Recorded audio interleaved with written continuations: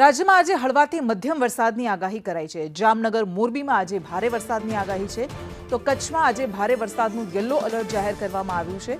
બનાસકાંઠા, સાબરકાંઠામાં મધ્યમ વરસાદ રહેશે। પાટણ, મહેસાણા, અરવલ્લીમાં મધ્યમ વરસાદ રહેશે। અમદાવાદ, ગાંધીનગરમાં પણ મધ્યમ વરસાદ રહેશે। ખેડા, આણંદ, પંચમહાલમાં મધ્યમ વરસાદની આગાહી, તો દાહોદ, મહીસાગરમાં, વડોદરા, ભરૂચ, નર્મદા આ વિસ્તારોમાં હળવાથી મધ્યમ વરસાદની આગાહી કરવામાં આવી છે।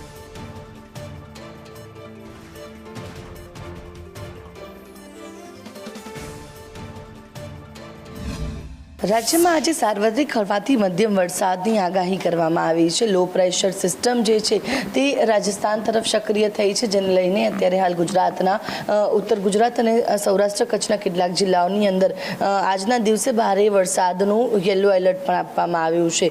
જોઈ શકાય છે કે જે વરસાદી સિસ્ટમ છે કે જે અત્યારે હાલ જે સક્રિય જોવા મળી રહી છે, રાજસ્થાન તરફની આ લો પ્રેશર સિસ્ટમ છે, જેના કારણે કચ્છમાં અને ઉત્તર ગુજરાતના બનાસકાંઠા, સાબરકાંઠા, અરવલ્લી, પાટણ, મહેસાણા સહિતના કેટલાક જિલ્લાઓની અંદર આજે ભારે વરસાદની આગાહી કરવામાં આવી છે।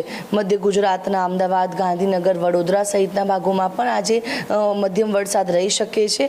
જે આ મોન્સૂન ટ્રફ પસાર થાય છે તેના કારણે દક્ષિણ ગુજરાતના પણ કેટલાક જિલ્લાઓની અંદર આજના દિવસે મધ્યમ વરસાદની આગાહી કરવામાં આવી છે, જેમાં સુરત, વલસાડ, નવસારી, તાપી સહિતના ભાગો છે કે જ્યાં આજે મધ્યમ વરસાદ પડી શકે છે। તો મોરબી અને જે જામનગર છે ત્યાં પણ આજના દિવસે જે ભારે વરસાદનું યલો એલર્ટ પણ આપવામાં આવ્યું છે।